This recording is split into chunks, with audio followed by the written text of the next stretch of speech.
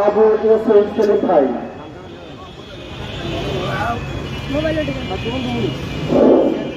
أعوذ بالله من الشيطان الرجيم بسم الله الرحمن الرحيم ভাসানী জনশক্তি পার্টি ঢাকা মহানগর দক্ষিণ কর্তৃক আয়োজিত আজকের এই বিক্ষোভ সমাবেশ, এই সমাবেশে প্রধান অতিথি হিসেবে উপস্থিত আছেন ৭১-এর রণাঙ্গনের বীর মুক্তিযোদ্ধা, ২৪-এর গণ অভ্যর্থনে আহত যোদ্ধা বীর মুক্তিযোদ্ধা শেখ রফিকুল ইসলাম বাবলু। আজকের এই সমাবেশে সভাপতিত্ব করছেন ভাসানী জনশক্তি পার্টি ঢাকা মহানগর দক্ষিণের সংগ্রামী আহ্বায়ক মোশাররফ হোসেন। এই সমাবেশে উপস্থিত আছেন ভাসানী জনশক্তি পার্টির প্রেসিডিয়াম সদস্য বাবুল বিশ্বাস, মোহাম্মদ আলী, বিলকিস খন্দকার সহ নেতৃবৃন্দ।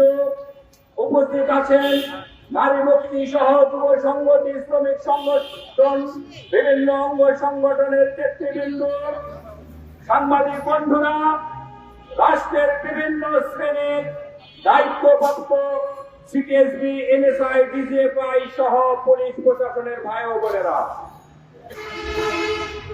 আসসালামু আলাইকুম ওয়া রাহমাতুল্লাহ। অন্যদের প্রতি সংগ্রামী শুভেচ্ছা। প্রিয় সাথী ও বন্ধুগণ, ইতিমধ্যে আপনারা শুনেছেন, লক্ষ্য করেছেন, আমাদের ব্যানারে লেখা হয়েছে দ্রব্য মূল্যের ঊর্ধ্বগতি এবং আইন শৃঙ্খলার চরম অবনতির কারণে আজকে ভাসানী জনশক্তি পার্টি এই সমাবেশের আয়োজন করেছে। বন্ধুরা আমার, আমরা স্বাধীনতার ৫৪ বছর পরেও যখন কাঙ্ক্ষিত বাংলাদেশকে অর্জন করতে ব্যর্থ হয়েছে, তখন এই ২৪-এ গণ অভ্যর্থন হয়েছে। সেই আন্দোলনে ভাসানী জনশক্তি পার্টি রাজপথে ছিল এবং সামনের কাতারে ছিল। আপনারা দেখেছেন, যখন বাংলাদেশের বড় বড় দলগুলো তারা গুপ্ত অবস্থায় চলে গিয়েছিল, তারা বনবাসে গিয়েছিল, অদৃশ্য হয়ে গিয়েছিল, যখন আমি আজকে টিভির ফুটেজে বিভিন্ন ইউটিউবে পেপার পত্রিকায় দেখি, যারা এক সময় এই ফ্যাসিস্ট আওয়ামী সরকারের ভয়ে ভীত হয়ে বড় বড় দাড়ি ছেড়ে তাবলীগে গিয়েছিল, তারা এখন ফিরে এসে বিপ্লবের মহানায়ক সেজেছে। কিন্তু সেই দিন আমরা এই রাজপথে লড়াই করেছে, আমরা আহত হয়েছি, আমরা চলে গিয়েছি, ফিরে এসে আবার রাজপথে নেমেছি। আমাদের নেতা বীর মুক্তিযোদ্ধা রফিকুল ইসলাম বাবলুকে এই প্রেস ক্লাবের সামনে সরাসরি গুলি করে হত্যা করার চেষ্টা করা হয়েছিল। তিনি মৃত্যুর সাথে পাঞ্জা লড়ে হাসপাতাল থেকে চিকিৎসা শেষে আবার ফিরে সেই রাজপথে নেমেছে, আত্মগোপনে যায় নাই। এইভাবেই সরকারের আজকে ইউনূস সরকারের আগমন। এমনি এমনি ইউনূস সরকার ক্ষমতায় আসেন নাই, ওই এনজিও গ্রামের নেতৃত্বে এই ফ্যাসিস্ট আওয়ামী লীগের পতন হয় নাই, পতন হয়েছে আমাদের রক্তে, আমাদের নির্যাতন সহ্য করার মধ্য দিয়ে। ইউনূস সরকার, তোমাকে আমরা সমর্থন দিয়েছি, এখনো দিন, কিন্তু বারবার বলার পরেও তুমি বিভিন্ন এনজিওর নেতৃবৃন্দকে নিয়ে, এনজিওর কর্মীদেরকে নিয়ে একটি অন্তর্বর্তী সরকার করেছো। জনগণ বলা শুরু করেছে, এটি কোন বাংলাদেশের জন আকাঙ্ক্ষার সরকার নয়, কোন অভ্যুত্থানের আকাঙ্ক্ষার সরকার নয়, এই সরকার নাকি এনজিও গ্রাম সরকার। বাংলাদেশের মানুষ লড়াই সংগ্রাম করে রক্ত দিয়ে এনজিও গ্রাম সরকার চায়নি। প্রিয় সাথী বন্ধুগণ, আজকে জিনিসপত্রের দাম লাফিয়ে লাফিয়ে বাড়ছে, আমরা এর প্রতিবাদ জানাই। এখন তো বলার সুযোগ নাই, শেখ হাসিনার ফ্যাসিস্ট সরকার ক্ষমতায়।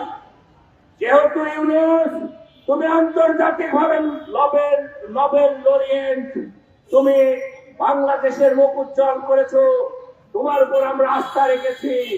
তোমার উচিত এখন যারা সিন্ডিকেট ব্যবসা করে তাদের বাজাকে ভেঙে দিয়ে বাংলাদেশের ব্যবসাকে সঠিক পথে পরিচালিত করা। তুমিও কি শেখ হাসিনার মতো কমিশন খাও নাকি? যদি না খেয়ে থাকো তাহলে এই যারা দুর্নীতি করছে যারা এখনো সিন্ডিকেট করছে, যারা লাফিয়ে লাফিয়ে পণ্যের দাম বাড়াচ্ছে, কৃষক শ্রমিক বিহারী মানুষের নাবিশ্বাস করে দিয়েছে, তুমি কেন তাদেরকে এখনো মাথায় দড়ি লাগাও না? কেন তাদেরকে কঠোর হস্তে দমন করো না? আমি প্রশ্ন রেখে গেলাম। আমি আরো বলতে চাই, এই যে নির্বাচন হবে, তুমি নির্বাচনের আয়োজন করছো, কেমন নির্বাচনের আয়োজন? যারা বাংলাদেশ থেকে হাজার হাজার কোটি টাকা লুপাট করে বিদেশে পাচার করেছে, এই 17 বছরে যারা যে বিদেশে আরাম আয়েসে বিলাসে জীবন যাপন করেছে, সে দেশে নাগরিকত্ব নিয়েছে, তুমি তাদেরকে নির্বাচনের সুযোগ করে দিয়েছ। তোমার নির্বাচন কমিশন সুযোগ করে দিয়েছে। যারা ঋণ খেলাপে, যারা বাংলাদেশের মানুষের দাম ঝরানো টাকাকে বিদেশে পাচার করেছে, ব্যবসার নামে ব্যাংক লুটপাট করে বিদেশে সেকেন্ড হোম বানিয়েছে, বিদেশে নাগরিকত্ব নিয়েছে, এমন প্রায় 30 জনের মতো প্রার্থীকে এই ধ্বজাধারী নির্বাচন কমিশন নির্বাচনের সুযোগ করে দিয়ে বাংলাদেশের মানুষের বিশ্বাসকে কুঠারাঘাত করেছে।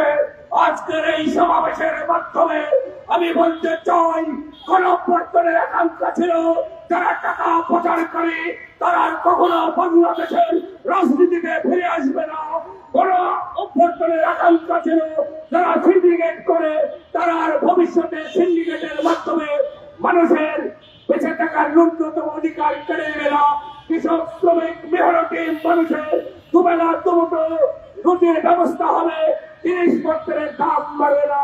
প্রিয় সাথী ও বন্ধুগণ, শুধু সেটি নয়, এই জুলাই আন্দোলনের সামনের কাতারের একজন তরুণ ছাত্র নেতা ছিল, তিনি অত্যন্ত মেধাবী ছিলেন, যিনি ঢাকা বিশ্ববিদ্যালয়ে রাষ্ট্রবিজ্ঞানে পড়ার পরেও ইংরেজিতে অধ্যাপনা করার আইনসে ক্লাস নেওয়ার যোগ্যতা অর্জন করেছিল।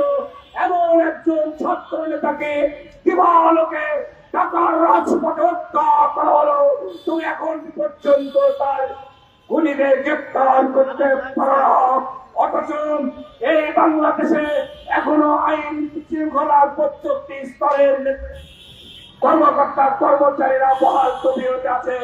যদি বাংলাদেশের একের পর এক গণঅভ্যুত্থানে অংশগ্রহণকারী ছাত্র নেতাদেরকে তরুণদেরকে হত্যা করা হয়, তাহলে আমরা কোন দেশে বসবাস করছি? বন্ধুরা আমার, আমি পেপার পত্রিকায় টিভির মিডিয়াকে দেখতে পাচ্ছি, এই সভায় একটি পরিত্যক্ত বিল্ডিং এ একটি পাগল বেশির একজন মানুষ এই কয়েক মাসে 5-6টি হত্যা করলো।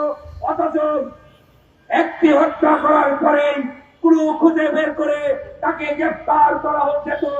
আমি প্রশ্ন রাখতে চাই, এখনো কি প্রশাসনে সেই ফ্যাসিস্ট আওয়ামী লীগের তাবেদাররা বসে আছে কিনা?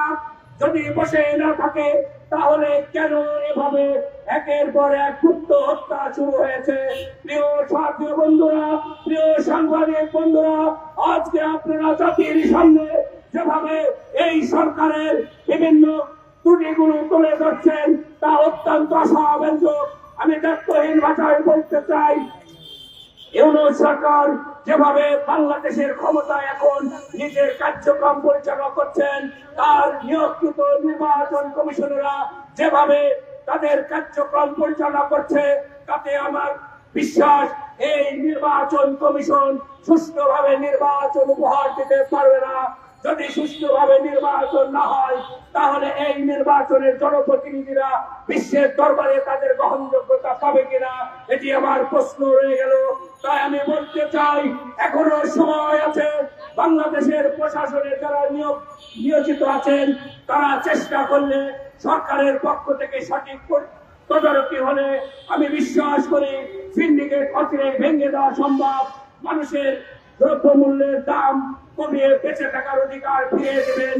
আমি বিশ্বাস করি এই নির্বাচন কমিশনে যারা এখন পর্যন্ত সঠিক দায়িত্ব পালন করতে ব্যর্থ হয়েছে তাদেরকে অবিলম্বে অপসারণ করে যোগ্য লোকদেরকে বসিয়ে সঠিকভাবে নির্বাচনের ব্যবস্থা করবেন এই আশা আকাঙ্ক্ষা রেখে যদি আপনি ব্যর্থ হন তাহলে ভাসানী জনশক্তির পার্টি বীর মুক্তিযোদ্ধা শেখ রফিকুল ইসলাম বাবলুর নেতৃত্বে টেকনাফ থেকে তেতুলিয়া, রূপসা থেকে পাথরিয়া আমাদের যে শক্তি আছে এই শক্তি নিয়ে রাজপথে লড়াই করে আমরা সকল দুর্নীতি অন্যায় অনাচারের বিরুদ্ধে রুখে দাঁড়াবো এই আশা আকাঙ্ক্ষা ব্যক্ত করে ভাসানী জনশক্তি পার্টির আজকের প্রোগ্রামে আপনারা উপস্থিত হয়েছেন এই জন্য কৃতজ্ঞতা জানিয়ে আমি আমার বক্তব্য শেষ করছি।